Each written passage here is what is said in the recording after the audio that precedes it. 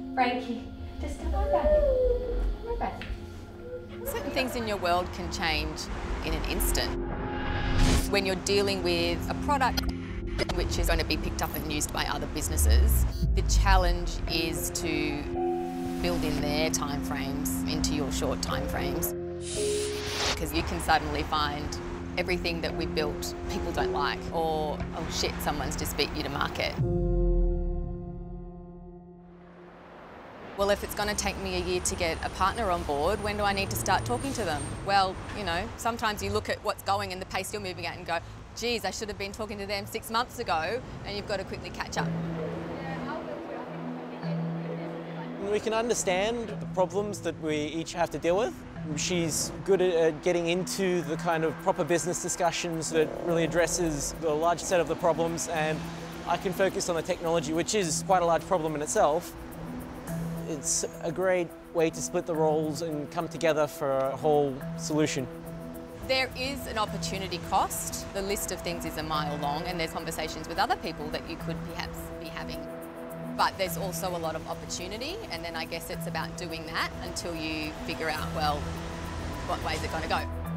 Demo day gave me the opportunity to open doors, but I was always conscious of the fact that the energy's really high and everyone's really enthusiastic and it's all yes, yes, yes. But will they actually reply to your email when you follow up the next day and say, can we catch up?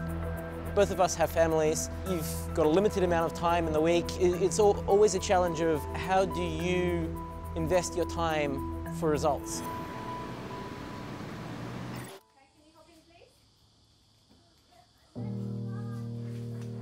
One opportunity cost that I hope not to miss out on is that Frankie is so close to walking. No. He's so close to walking, and I'm like, what if it was today? Or what if it's while I'm in the States? Are they squeaky? Are they squeaky clean? Sometimes I am, unfortunately, like, oh, I've just got to, like, get this done, and then, you know, back to playing, and oh, sorry, and I hate it. I don't like to do it because I want to be there in that moment with them. It's just about being reasonable and then committing 100% to what it is that you are currently concentrating on.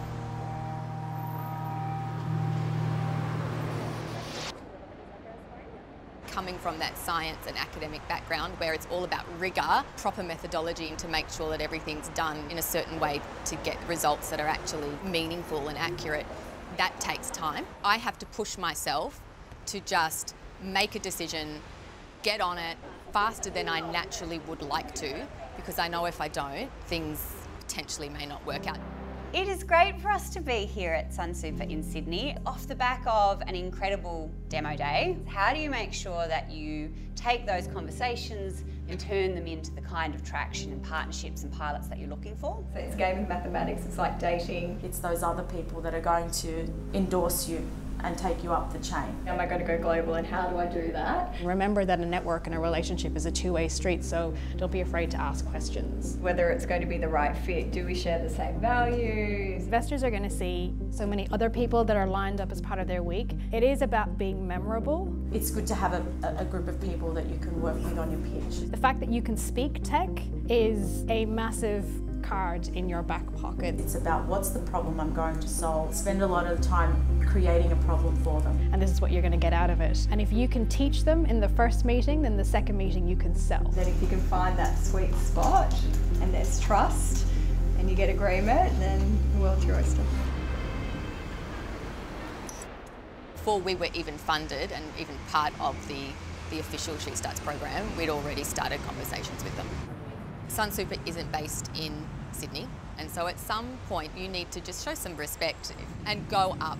It also shows then that that relationship is important to you. The timing was right. You want to keep the conversation moving. These conversations take a long time to happen.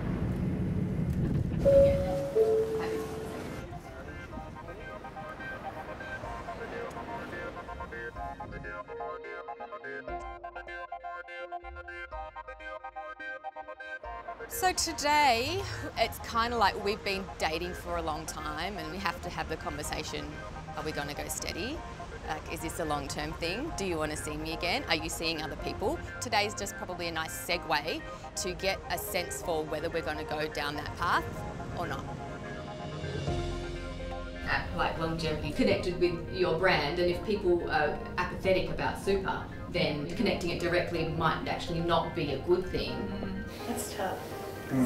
We like to put our name on there. I know, but are you actually at risk of the app not doing as well as it could have because it's associated with something that people are interested in? There'd be other benefits. Talking to another friend in the SheStarts, she was saying, I couldn't use your app because I actually don't know who my super fund is. Well, if we had a referral program where you don't have a super fund, we'll refer you to Sun Super. That's how you get new customers through the door that you wouldn't get if it was just sitting within. I think it's a good idea to probably incorporate it and try and get first to market with it. But we as a brand would love it. You could have an own standalone platform, but then you could also have, as long as it was really easy to integrate. If you're talking about integrating it, probably be more inclined to build your own UI, and then we'd have an API using our services in the background. If you do it that way, it should be pretty simple to integrate it. I'd be interested in testing with our My 2 Cents community. What sort of testing do you think they would be open to? We'd throw anything at them from what I understand. Well, thank you. Definitely stay in touch and keep conversations happening. Just need to keep pushing those relationships and maintaining those relationships because they're the ones who are going to get us to the decision makers. She definitely thinks about where she's going. She can get all of the things that need to be done as well as exploring opportunities for growth. Especially now we've got a plan of how we're going to get to MVP, and now that we're in the stage and we've basically gathered things and just need to deliver something now.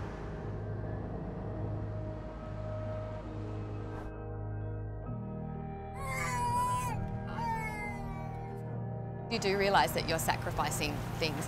You want to be there more than you can, and I hate not being able to tuck them into bed. And that's one of the trade-offs. And sometimes that just makes me sad, and I don't know why. I don't know why, because I know that what I'm doing is something that's really important to role model to them about working hard. And so I think that's sometimes what keeps me going when I turn around and look back on this in 5, 10, 20 years' time and going, this is what I can show my kids I did, and I did it for them. When you do have your own startup, you can control those elements of your schedule as much as you can, but then other times you've just got to totally write that off and like, sorry kids, I'm not home tonight. But that's life.